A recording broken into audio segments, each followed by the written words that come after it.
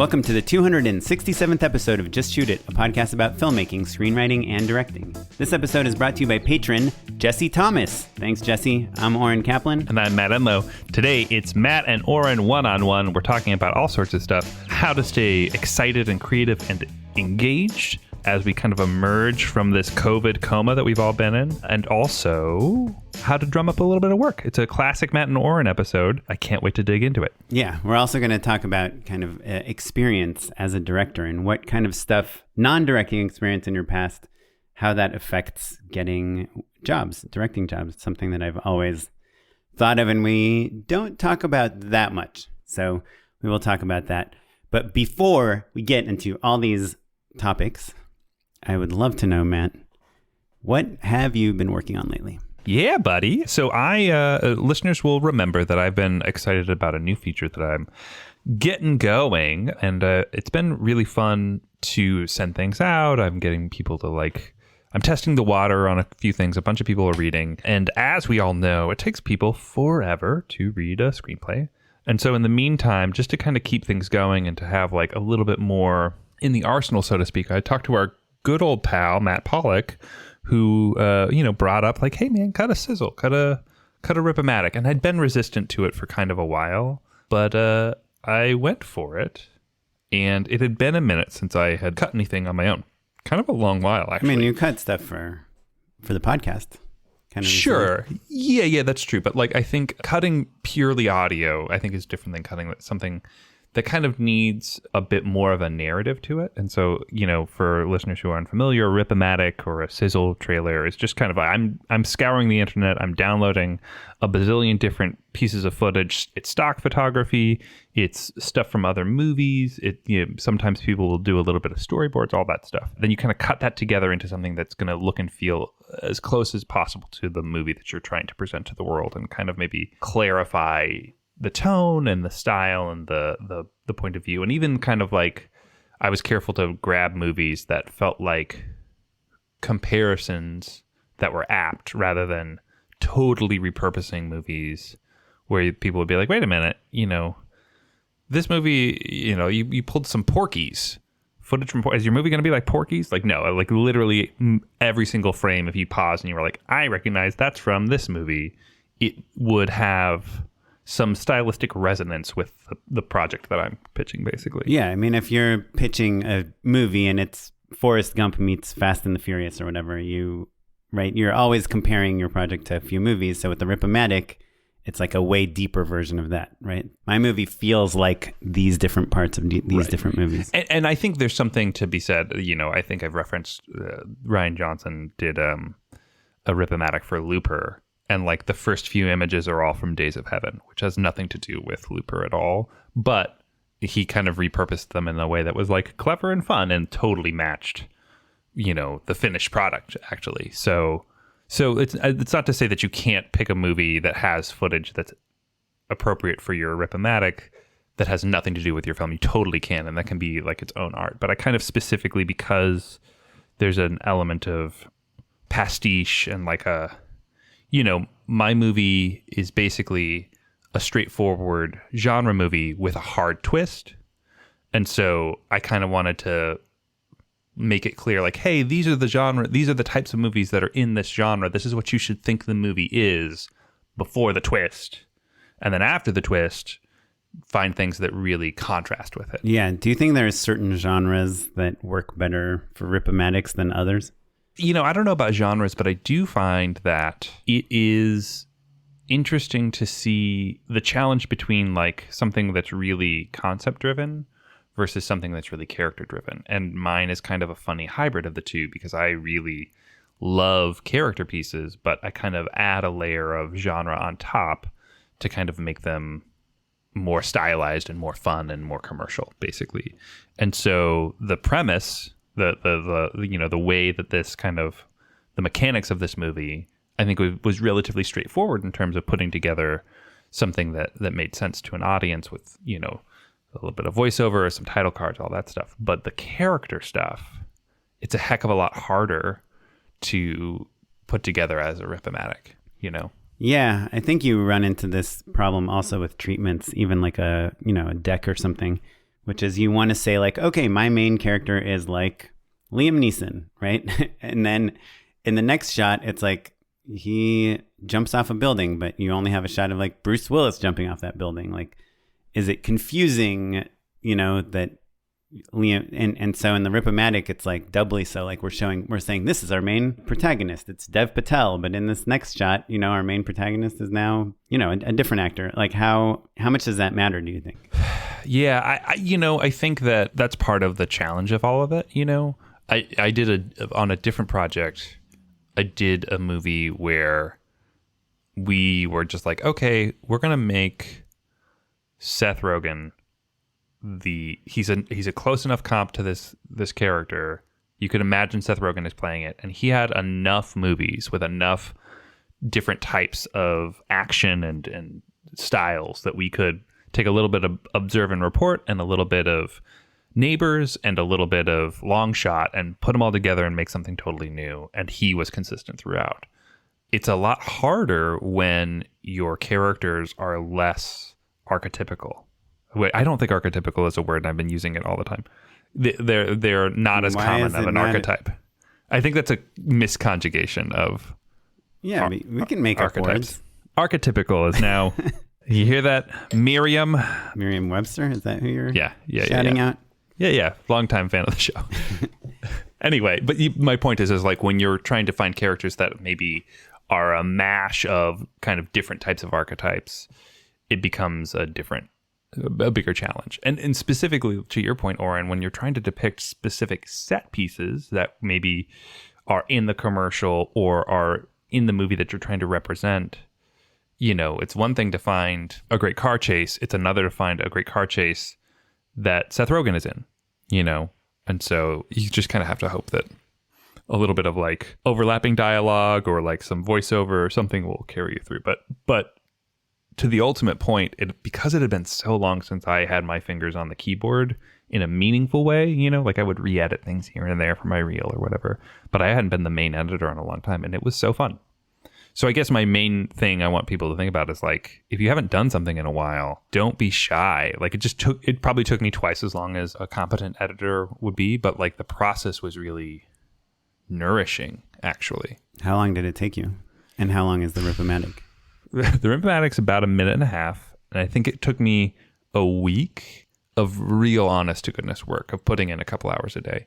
But I would say also that in this case, where it's about finding footage and repurposing it, and maybe you're reversing things or you're, doing some graphics on it, even like, throwing a little VFX on something here or there.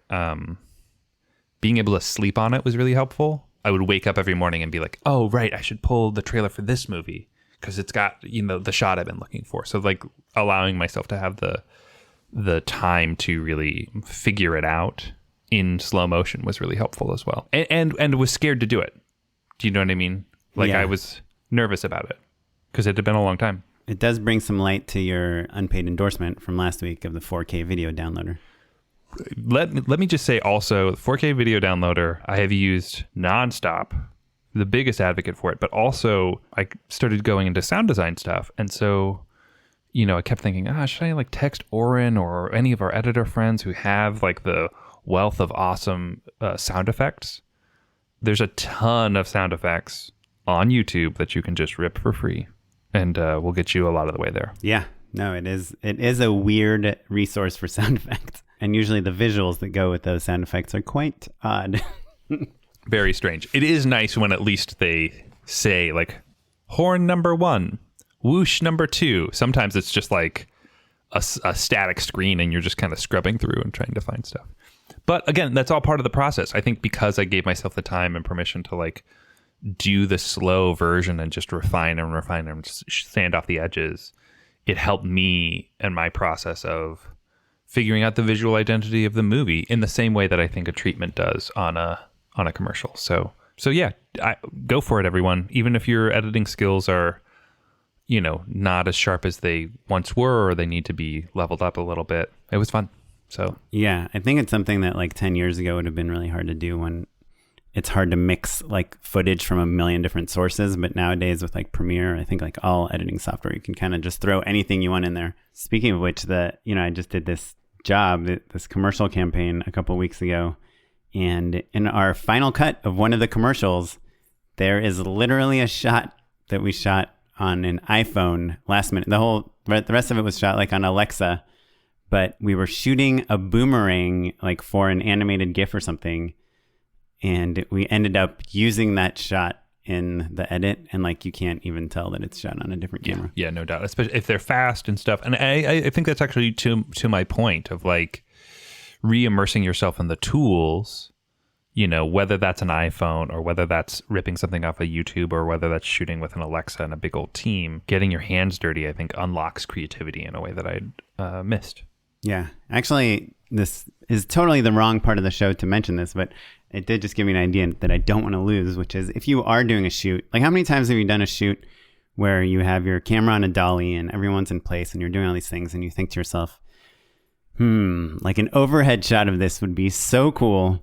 And you ask your DP, like, how long do you think it would take to rig an overhead shot? And they're like, well, let me talk to the producer. Let me talk to script department. Let me talk to the lighting. It'd probably take us, I don't know, maybe 40 minutes. And you're like, okay, forget it. But what we did on my Disney shoot was an overhead shot with an iPhone. Like literally just someone stood on top of a table and got this shot real quick. You'd be surprised how when you totally change the angle, like by that much, and usually overhead shots are quite flat, that you can get away with like a DSLR or an iPhone even to cut in with your Red or Alexa or Blackmagic footage. So I don't know, just a random idea I just had of like doing those like crazy camera position shots on a very easy to position devices. It's a good idea. It makes me think also about like, you hear the story of like James Cameron is a card carrying member of every union, so he can just pick up a camera whenever he wants. I thought you were going to ask me how many times have you been like, hey, can you just pan over and get this insert real quick, DP? And they're like, oh boy, blah, blah, blah, blah. Wouldn't it be nice to just like pull out your iPhone and grab the insert real fast? And like maybe you don't use it, or maybe you make time to get it perfect later. But like, I bet DPs hate me for saying this, but wouldn't it be nice to just steal that stuff real fast? I've done that so many times. It's almost never ever used, but sometimes it is.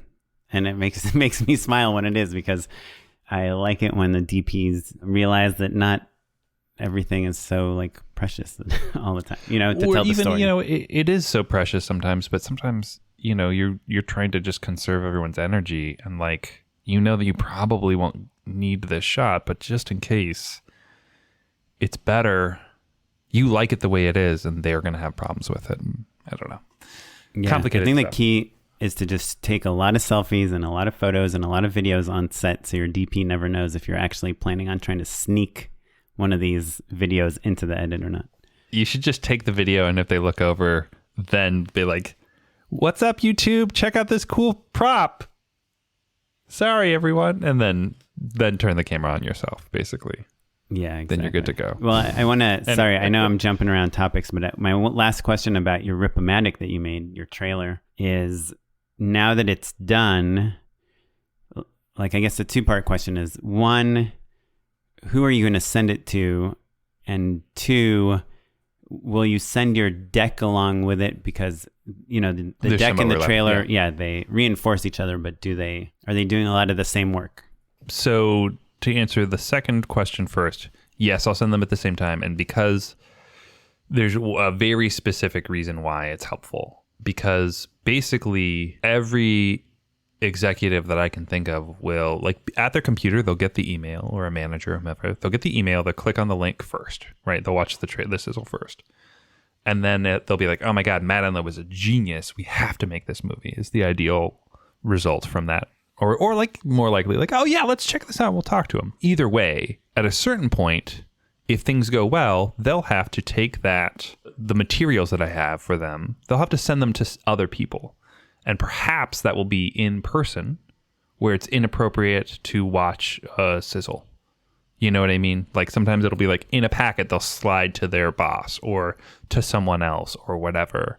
Maybe nowadays people will be like, they sent us a little video, let's watch that. And everyone will they'll put that on the Apple TV and everyone will watch it or whatever. Maybe that'll happen. I doubt it, frankly. But at a certain point, it'll be really handy for them to be able to hand someone something static, basically. And so that is why I think I will send all of them. And then to answer your first question of like, what am I going to do with it now? It's a couple things.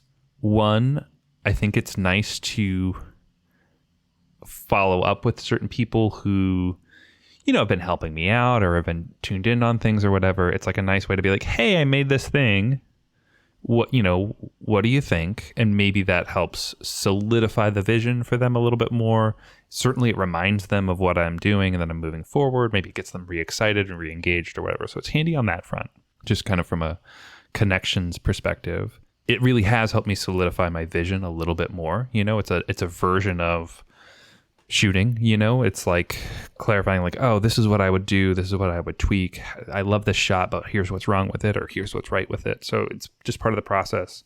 But the big thing that I think listeners will be helped knowing is that on the last feature, the feature that we shot in the beginning of 2020, a lot of the materials that we used to get investment, we had prepared because we know that there are a handful of things that are helpful for our investors to see, but we did not know how we were going to get to those investors or how we were going to pitch them or anything. We had a business plan. We had like a video pitch, basically. We had a few of those things. We had a pitch deck, and all of that stuff ended up being very helpful when we went to WeFunder, which is how we ultimately found all of our investors. But we had momentum going just in putting together the materials, even though we didn't know how we were necessarily going to use them in the future. And that mentality, I think, has really been helpful. It keeps you engaged, Yeah. So basically, you're saying creating these pitch materials are helping you, regardless of what happens with them, they're helping you develop your project and fill it out more. And yeah, exactly. Yeah, and that it makes you prepared in as many ways as I can think of for when someone is curious or interested or has follow-up questions. And, the sizzle, it's funny because I'd been using in my initial first pitch, I would say something like, it's a stupid version of this genre movie. It's a stupid version of The Thing. It's a stupid version of It Follows. It's as like the little hook. And what I've learned specifically with It Follows is that is such a iconic, specific tonal movie that even though I'm saying things like stupid or goofy or Judd Apatow or Matt Enlow or whatever, like signaling that up top, people sink their teeth into It Follows. They sink their teeth into it. And even though these movies are vastly different, except for in certain mechanics, it throws them off tonally. And so they don't know what movie they're reading until too late in my mind. I want people to know exactly what sort of movie they're watching from the beginning. And even though I think the prose of the film, the way that I wrote it, I think does indicate that, if you walk into a movie with a different set of expectations in your head, that throws you off, basically. And so learning that I think is part of the process as well. Yeah, for sure. I've told this story many times when my first feature was called The Hammer, but originally it was called Hamill, because it's about this guy, Matt Hamill. And went to a few screenings where people were quite disappointed that the movie was not either about Dorothy Hamill, the famous ice skater, or Mark Hamill, Luke Skywalker. Sure. They're like, yeah, I guess the movie's good. I just was not expecting that, I thought we would be shooting Star Wars. Like a behind the scenes of Star Wars would be really cool. Yeah. You should make that movie, Oren. I should only make movies called Hamill, and all be very different from each other. It would be the Hamill cycle, right? It would just be, that would be incredible, actually. Yeah. I actually know an actor named Brian Hamill. I wonder if he has something interesting going on in his life right now. I can document. Yeah, hit him up. That's awesome. Yeah, I once had a dream that maybe I would just spend 2 days on a ripomatic, every, once a week for a different movie idea I had, and just generate a bunch of these, or 2 days on a real cool visual deck, which is about how long it takes me to make one. And I was then I could just have 10 projects ready to go. Here's a deck, here's this, no script really, but kind of visuals and an idea and a genre, some of these kind of tent poles that help define the project. And then I could be kind of, I don't know. It was just an idea. I've never acted upon it, but these types of materials are easy to make. Yeah, well, I think it's like, what is the first step for any single person, right? Like a musician friend of mine who was super prolific, he once told me, like, the trick to being productive is just to think of what is the easiest baby step you can take. What's don't worry about the crossing the finish line. What is the next step? And just take that. And if you just continue to figure out what that is. And so I think that, Oren, you are such a visual person that I think you would really, your ideation project would get supercharged if you were like working on ripomatics and decks. You would be like, you'd figure out what the script is. That it would turn into a scriptment. It would turn into a screenplay. You know what I mean? Before you know it, you'd be like, oh, I've got a movie. Yeah. Just kind of like have like a very loose outline of a story and then just start finding inspiration. Yeah. I think those seeds are different for everyone. And I think that it's really tricky because I think we all have an image of what a screenwriter is. I talk about this on the show, but it's been a minute. For a long time, I thought that like being a good writer meant being a night owl. Meant like staying up late and, like just that you look at the full moon and you're listening to music and drinking or smoking or whatever. Like that was like the idea of like what I thought a good writer was. And it took me a long time to realize that that's exactly the opposite of what I do to be productive and creative. Like I like to wake up in the morning. I like to have a coffee. I like to watch the sunrise and write. But it's going to be different for every person, right? But like, I think we get these ideas, media or our own machinations or whatever. Something puts an idea in your head, and if you don't match that ideal of what being a creative person is, that can create a barrier for you. That's why representation is important, right? Like, so, but breaking free of all of that, I think, is a big, important step in terms of just freeing yourself up to be as creative as you can be. Sure. So, yeah. And I'll add it to my to-do list of things I will probably never do, but really want to do. Dude, if you put together a treatment for a movie that like you just had a little inkling on, just like put together a deck of just style pieces, I guarantee you would get excited about a movie and write it. Yeah. I mean, or at least have something to show someone, This is kind of a topic I want to talk about later, but just that idea of how to generate stuff to show people, especially nowadays, is hard. But before we talk about that, I kind of wanted to talk about... You forgot about the thing we should talk about before we talk about the thing you want to talk about. Patreon.com/JustShootItPod is the place where you can throw us a couple bucks, maybe get yourself a hat or some stickers, and certainly show your support for the show and put money in our dear editor Sarah's pocket, because she is the engine that keeps the show going in a true and genuine way. And she has really big pockets. She has huge pockets.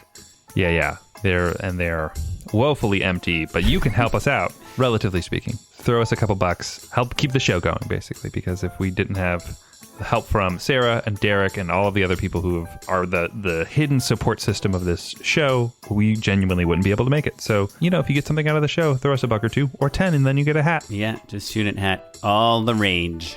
Though I saw you commenting on Chloe Zhao's hat on Instagram, as if we don't have our own hats. Multiple people, including Christopher Weil, longtime patron and hat owner, was like, how come this isn't photoshopped into a Just Shoot It hat? Yeah.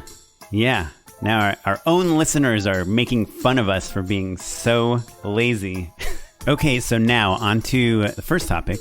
What kind of experience we get, non-directing experience we get, affects our ability to get directing jobs? I bring this up because last night, Nomadland won the Oscar for Best Picture, and I did the visual effects on that movie. Not that it's a visual effects heavy movie by any stretch, but I still worked on it. It was nominated for Best Editing, which you could argue has some visual effects aspects to it, and also Best Cinematography. And, I've worked on some other big movies. I'm working on a Joaquin Phoenix movie right now. And I EP'd a show that was on the CW last year. And you worked at Comedy Central, were involved in Key and Peele and all these big things.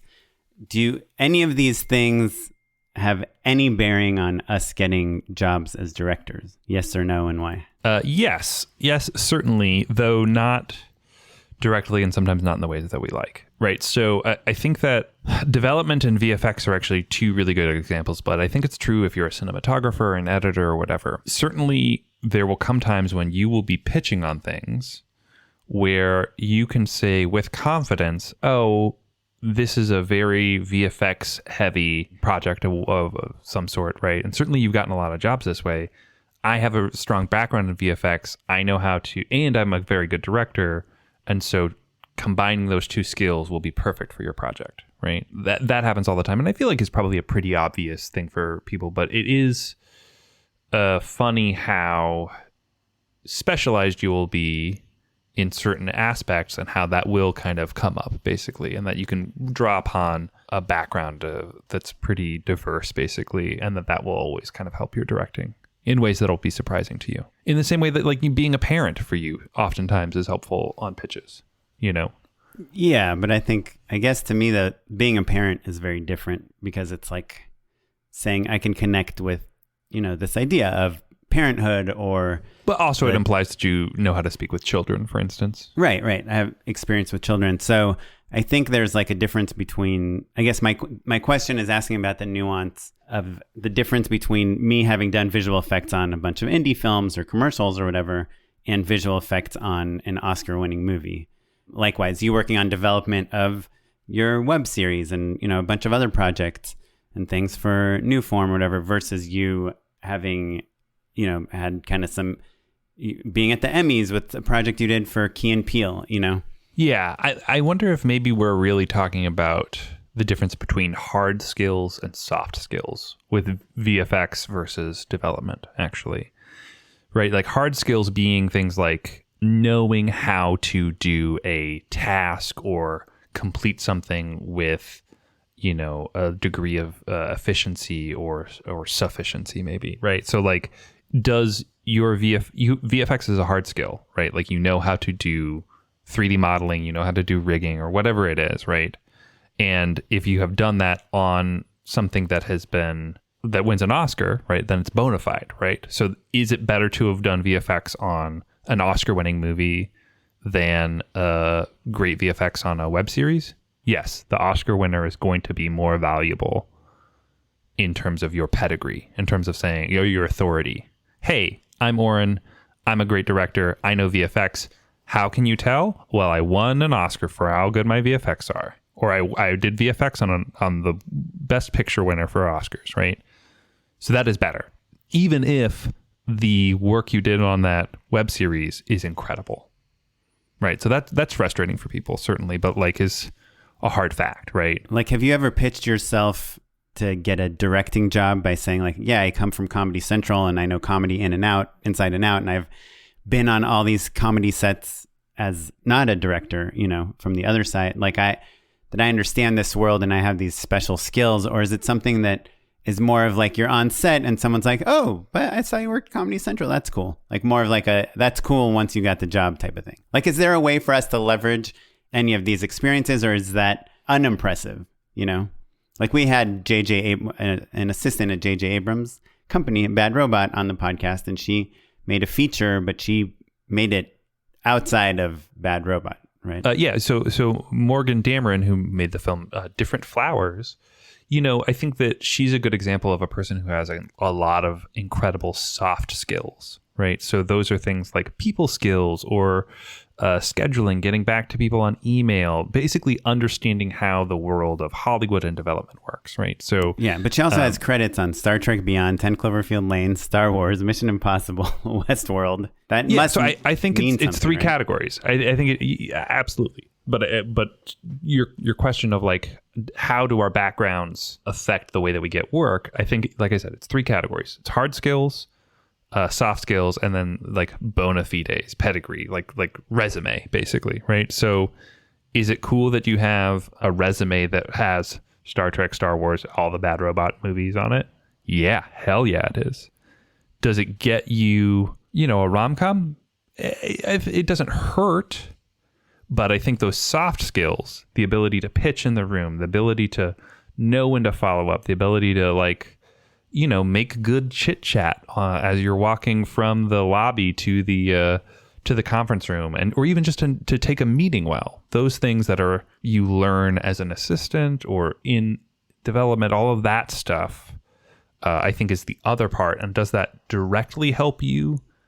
Certainly it's helped me win jobs, but those things aren't on my resume per se as a thing that's helpful. Right. So I think it's like those three buckets, basically. So in other words, there's not much I can do with the momentum of these projects I worked on since I was not the director on them. I think that it builds your resume. I think that it doesn't get you in the door. But when you are speaking to, for instance, VFX, hopefully this is kind of part of what like agents and managers do. It's like they get to brag for you, so it's nice for them to be like, oh, man, Oren is so great. He did all the VFX on Nomadland. Obviously, big fucking deal. Just won the Oscar. So, he's an expert there. He's done this. He's the funniest dude I know. You should check out his podcast. Take it away, Oren. That's kind of a lot of like in a meeting what a team member, quote unquote, does basically is like do the gauche embarrassing bragging for you. Right. We are both in this circumstance where like that's a little bit different for us right now. And so, you kind of have to figure out other ways to make sure that people know the things you want them to know about yourself. And sometimes it's as simple as like, okay, before we jump into things, I'll just give you guys a little bit of my background. I did these things. It's not to brag. It's just to say like, hey, I know what I'm doing. Right. I pitched on this one commercial job that I ended up getting, and the art director was like a huge, huge fan of Mike Mills and had brought up 20th Century Women for some reason. And I had worked on that movie. And I mentioned it, and I felt like it gave me like a few small bonus points. Yeah. That's very cool. I think you were cooler for doing that. Yeah, but it was like I had an opportunity to mention it. I didn't just like bring it up. But I thought, we had Danny Madden on the show who had his movie Beast at Sundance, and I didn't realize this before he was on the show, but he had worked on Jim Cummings' movie on Thunder Road, and he was really like, you could see how as a director he would be better because he has all this experience on these other Sundance films. Same with Craig Zobel, who worked on a bunch of David Gordon Green movies. But then we've had people like Ross Novion, who was the first AD on like The Office, Always Sunny in Philadelphia, all the best shows ever, and like we didn't quite see how being the first AD on these huge hit comedies led to himself directing those same huge hit comedies. So I don't know. It's interesting and something I think about a lot. But at the end of the day, kind of what I just keep learning over and over for many, many years is that if you want people to hire you as a director, you need to show them the stuff you have directed.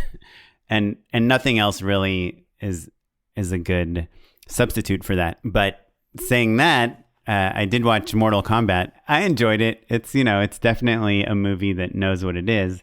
But when it was done, I looked up the director. His name is Simon McQuoid, McQuoid, McQuoid.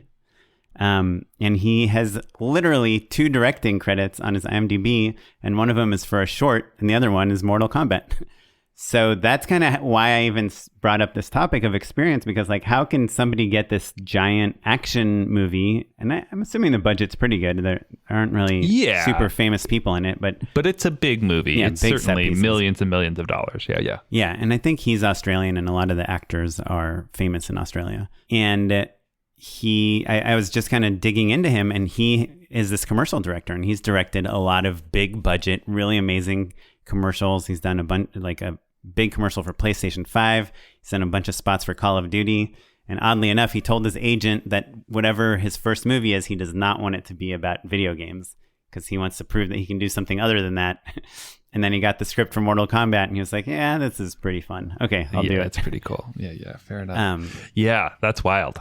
But how did he get this feature? I guess he just made these commercials that are cinematic enough and amazing enough. And that's something I've been trying to figure out my next move, because I do have this issue where I just kind of go from job to job. Like, here's an opportunity to direct this, an opportunity. And I'm, trying to make a living as a director. And so regardless of my passion to go to Carmel and sit on the beach for 3 weeks and write a screenplay, I will hear that there's an opportunity to direct something, usually a commercial, and I will jump at it and try to pitch on it and work a lot on the pitch and work a lot on the treatment and try to get the job. And if I'm not doing that, then I'm trying to spend time with my family or, fix all the things that are broken in my house. And so on the podcast for years, I've been talking about like wanting to make a short. And then every year you tell me I just need to go out and make a short. And then you go make 2 shorts and I make none.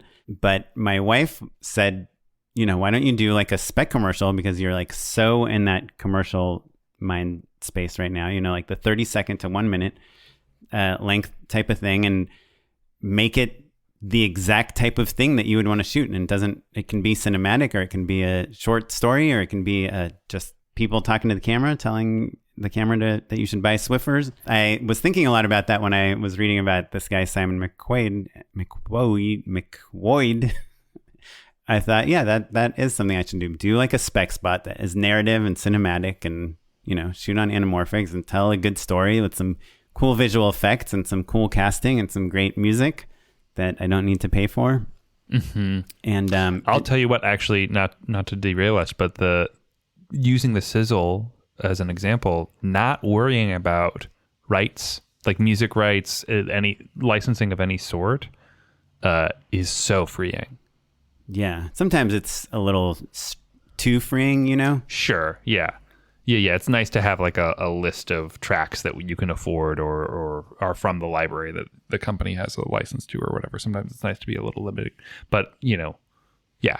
To your point, like being able to do whatever you want can be a little paralyzing. But once you're in the groove, it's like, thinking of the song that you want, like, and it being a Beatles song or a Rolling Stone song or a Jay-Z song or whatever, it's so awesome to be like, yeah, I can just use this song.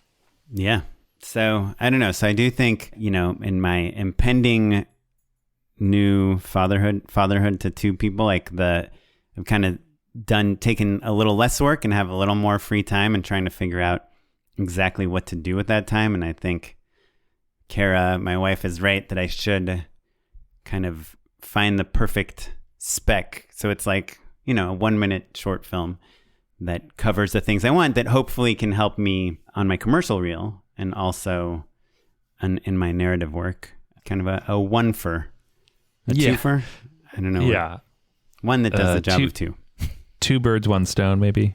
Yeah, I think that's a great plan. A thing that we've talked about off the mic a lot, and that, speaking of skills that I think you kind of learn in other parts of Hollywood that we don't talk about on the show much, is like developing out a slate and like how more big time directors develop, like at a certain point you get a deal, right, where you're in a bungalow somewhere on a lot, or maybe even not. And you go into work every day and it's you and an assistant and maybe a couple other people whose job it is to read scripts and figure out what you're going to make next, and maybe you're the producer on it, maybe you're the director on it. And, we talk about figuring out what that version is for ourselves in the interim, because commercial directors are much less able to self-generate, because like you outside of speccing, it's not like you can just like write your own commercial and then go pitch it to Geico or something. Mm-hmm. Though I did see a commercial last night during the Oscars that I cannot imagine any way of making it without having it be like a filmmaker making it and then pitching it to Google. Did you see the commercial for the kid that's not really into his schoolwork over Zoom, and then he watches My Octopus Teacher, and then he becomes like obsessed with octopuses, and then he goes to like the Aquarium of the Pacific, and they're doing all this research, and it's all done. And I'm like, this must have just been shot by some parent who is like observing this with their kid and just shooting it all probably on iPhone, even though it was a commercial for Android, and then using all that footage, putting it together and pitching it to Google. Maybe it could be like a copywriter turned director. That could be. Yeah. Maybe. Well, yeah. So I think you make some good points. So I think that's what I'm going to work on, and that I think is part of like this bigger topic, which would be the final topic I wanted to talk to you about, which is the world reopening. I think it's almost like, we have like our New Year's shows and our New Year's resolutions, and and the things that we want to work on. And I believe our last New Year's show, we were like, well, we don't quite know what's going to happen, but we are, vaccinated. We are in a city I saw on Deadline that TV production is back to pre-pandemic levels right now in LA. Features and commercials are not yet there, but I think they are outside of LA. Have you been you've been pitching on things and getting boards and all of that? Like, things are back for you commercially, even if you're in the mix on things now in a way that you hadn't been a few months back. Yeah.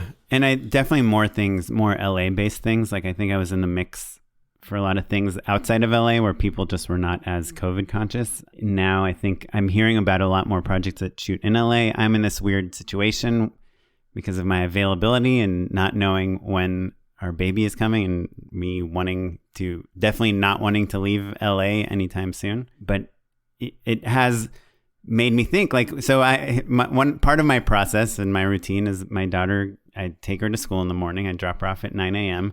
And then I go to this Starbucks Reserve in Los Feliz. Time listeners of the show will know that that's like my favorite place.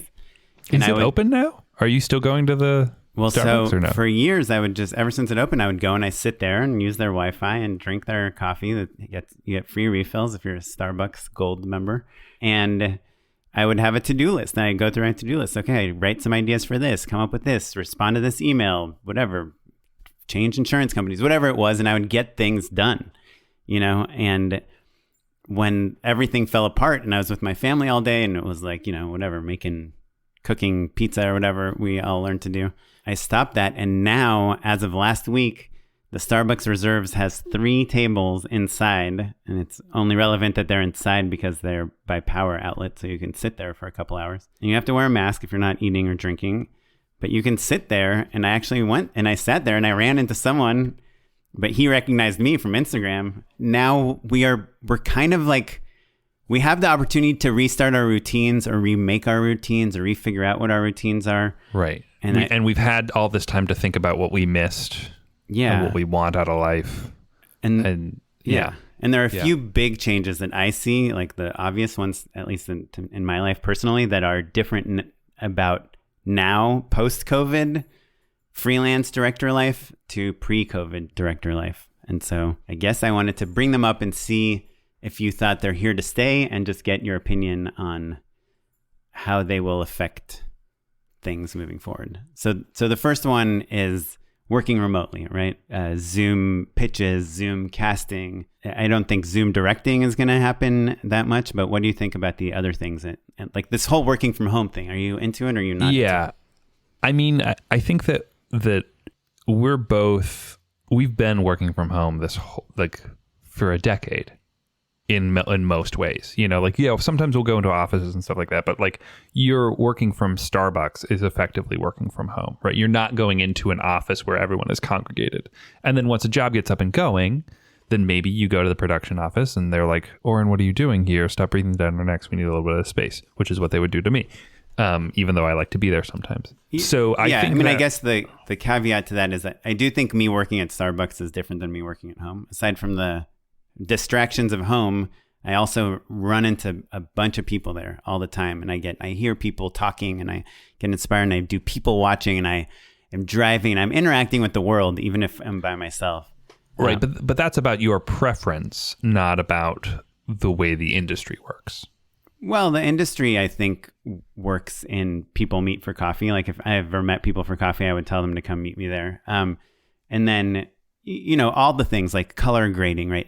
Sitting on an edit session, audio mix, auditions are the biggest one where like we've never done them remotely until COVID. We weren't going into an office every day, but as soon as we got a job, we were trying to meet up with the DP. Let's have lunch. Right. Let's talk about shots.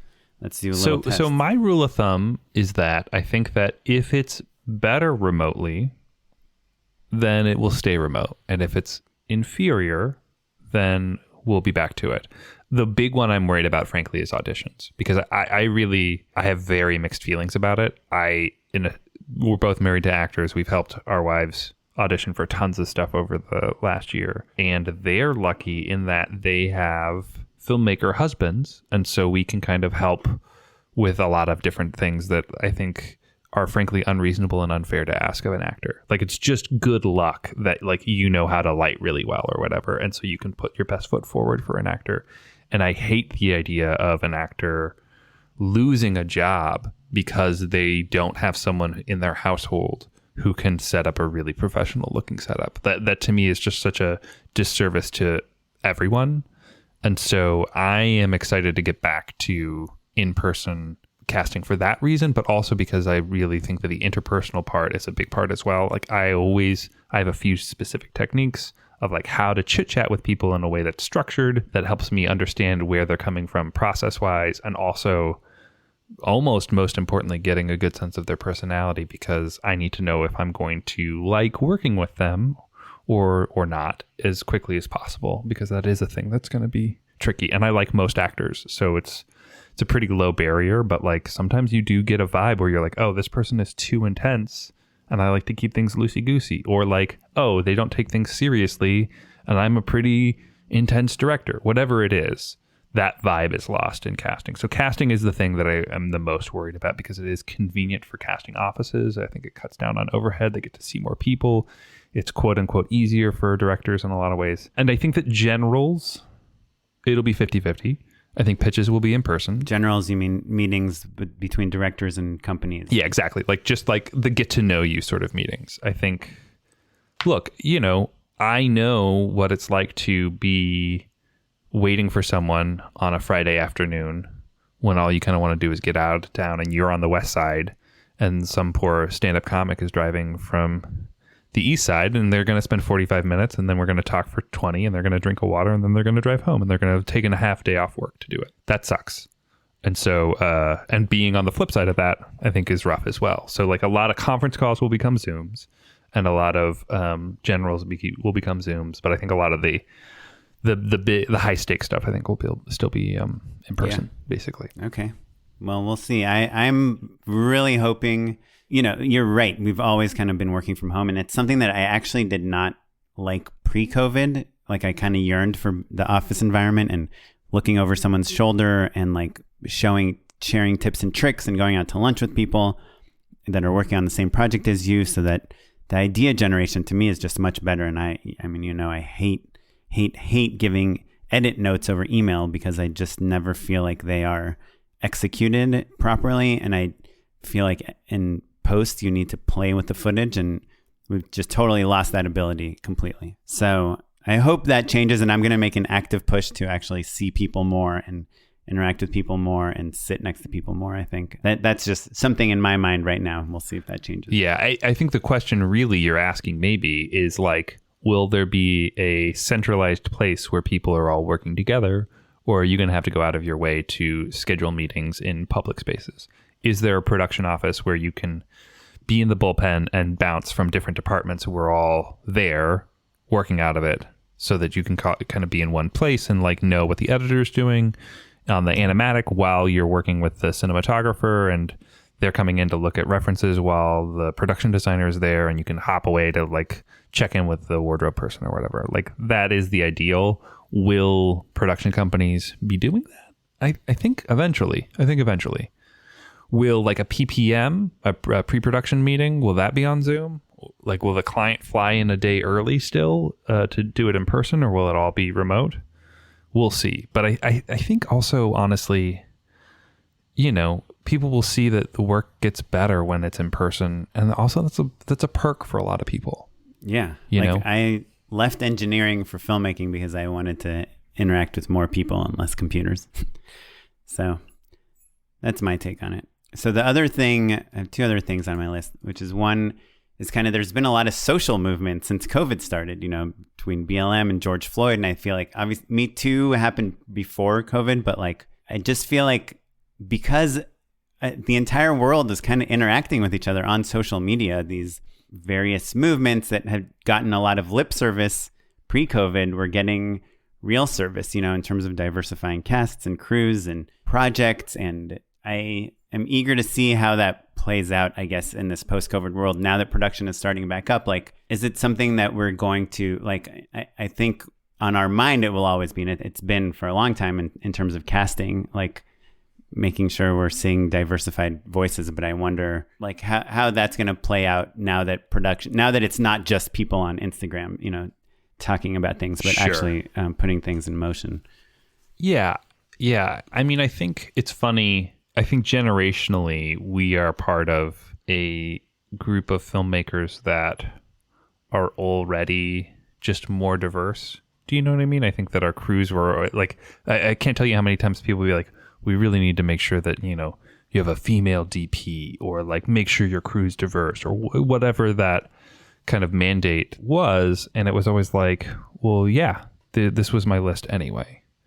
You know what I mean? And so I think in that sense, I think it's really good that people are being more thoughtful about it. And like, certainly there were things that like I need to re-examine. Everyone needs to re-examine in terms of like, not just taking that for granted, or what your process for crewing up is always worth re-examining. From a bidding perspective and from a director's perspective, I think that a lot of people have been lazy about saying, well, oh, you didn't get the job because of a diversity mandate to people like us. And that's always been super annoying to me, because that's only so true. You know what I mean? It could be just that, oh, you're just not a very good manager or something like that, because there are certainly a lot of all types of people are working, and it's maybe a little bit more competitive. And of course, you can't fault someone for being introspective about things, but for the most part, I think that I'm hoping that basically there's just more work and more voices for everyone. Yeah. Basically. I agree. Sarah Silverman had some video on Instagram or someplace about how white men are now kind of realizing that they need to be undeniable in the same way that like all people that aren't white men like have had to be forever. And she's like, she's like, just be undeniable and people will hire you. Yeah, I guess I always, it drives me nuts when people are like, I had no idea that the film, I'm so annoyed when people are complaining about how it's competitive to be a filmmaker. Like, what did you think, stupid? And so I do, like I said, I take issue when sometimes people tell you that the reason that you didn't get hired is because of diversity. And that's not true. That's just that like now people are saying like, oh, okay, well, we want to have voices that we haven't seen before, and you've seen me a bunch of times. Do you know what I mean? Like that. So it's a really counterproductive thing, I think, for people to cite that as the reason. Yeah. And you and I both hear it all the time. Yeah, I've seen that a lot, but I saw that way before this too, which is like, hey, we want to try someone new this time, And you're like, I did it, such a great job. Like, did you know I did the VFX on Nomadland? That's when they slam the phone on me. Yeah, I guess Steven Spielberg is still getting hired, is what I'm saying. Yeah, but Ron Howard is still getting hired. Yeah, they are certifiably undeniable old white men. Yeah, sure, exactly. So, like, I guess is it a hard pill to swallow that like you and I are up against Quentin Tarantino, Steven Spielberg, Ron Howard, et cetera, et cetera, et cetera.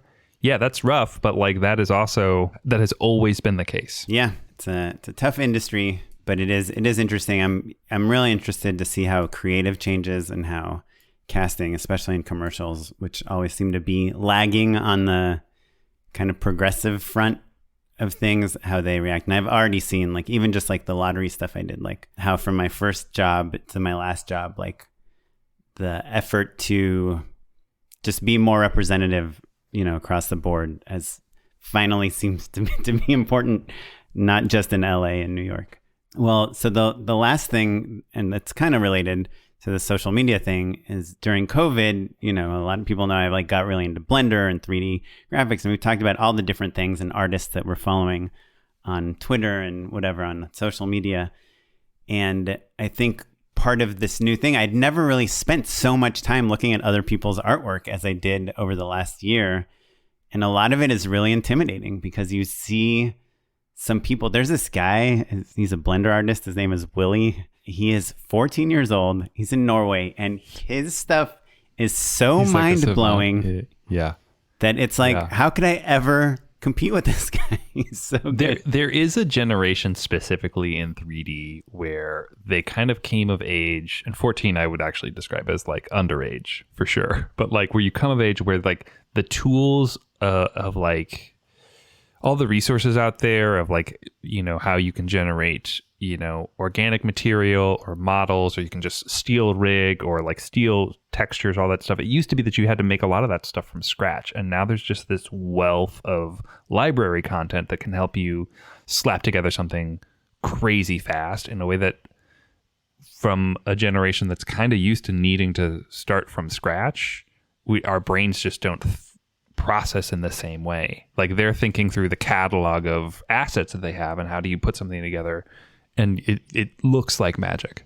It looks like magic. Yeah. So, you know, I think that's like my other thing that I'm tackling post-COVID that's different than pre-COVID is needing to just forget all these amazing artists you've seen and not compare yourself with them, you know? Well, yeah, the nature of comparing yourself to people is really, really tricky because, you know, I think of the time at College Humor that I had, you know, it was a lot of really awesome filmmakers were there and we were all making things at the same time and effectively with the same resources. And I really look back on that time with a lot of fondness because we were all working. And so it was easy to enjoy I hesitate to even say competition of it all, but just to watch how each of us elaborates on how, you know, the material that we're given basically. And it was like a really cool way to just, and the same thing with Funny or Die or whatever. It's kind of, you all have the same stuff. It's like you got a camera, you got maybe $500 and like a cast of incredible improvisers. What do you do with that? You know? And sometimes you get a script that's really strong and sometimes it needs a little bit work, but it was all the same. And so I just try to think of the space in that way of like, oh, you're inspired by the people who have incredible blender skills. Like, what can I do? What is Oren Kaplan about what Willy does is kind of the best way to look at it. But I think that headspace is hard to be in when things feel less stable. You know what I mean? Like when you're worried about making your mortgage or you're worried about where your next job is going to come from, it's a lot harder to be, unless you can channel anxiety and fear and depression into creativity. But that's another problem. Then you have to be depressed in order to create. So it's a lose-lose. Yeah. I was actually thinking about maybe taking a little hiatus from social media. So I am less in awe of like all these artists that I watch and just more focused on my own thoughts, because you see a lot of the great artists, they use references, you know, the old movies or whatever, but they're not like just constantly glued to media right now. Look, I mean, I've had my bouts of cutting out social media for a number of reasons. I do think for the most part, it makes your life worse as like a flat fact. You know, it's nice to like see your old friends from high school's kids every once in a while, but like, that's not really what social media is giving us at this point, you know? So I'm with you on that front. But I think, you know, comparing yourself to other people is, you know, it's something that isn't especially worthwhile unless it kind of fuels you in some way, you know? Yeah. I mean, there's that thin line between inspiration and like self-doubt or whatever, jealousy. Yeah, exactly. But yeah. Cool. Well, we should probably wrap things up, but Matt, would you mind joining me for an unpaid endorsement? Happily. Unpaid endorsements. Yeah, I mean, I guess I might as well endorse this video from Willy Landgren, is his name. It's called My 2-Year Blender Progression. It's this video that this kid made, and it is 8 minutes long. It's on YouTube. We'll put a link to it. But you basically see him starting, you know, making the famous donut tutorial. And by the end of the video, by 30 seconds in, he's made this Spider-Man animation that pretty much looks like it could be from a Marvel movie. And by the end, it's like, you know, like a crazy, like car. It looks like a car commercial you would see on TV. And this guy is just doing it all by himself at home. He has he does these live streams called Blender with Willy, where just for like 4 hours, he'll just work on a project and talk to people and get feedback on it and learn new things. And like, what's the shortcut for this thing? And it's actually kind of replicates that experience that I was talking about of being in a room with someone. and working together on things. So that's what I got. How about you? Yeah, dude. Well, mine is certainly not craft oriented at all. It's The Circle season 2 is on Netflix. I was hoping you wouldn't bring that up. Oh my God, dude. This season is legit so good. It is so good. Significantly better than last season or as good as last season? Yeah, better than last season. So for people who don't know what The Circle is, even though it was the number one show on Netflix this week, The Circle is like a show.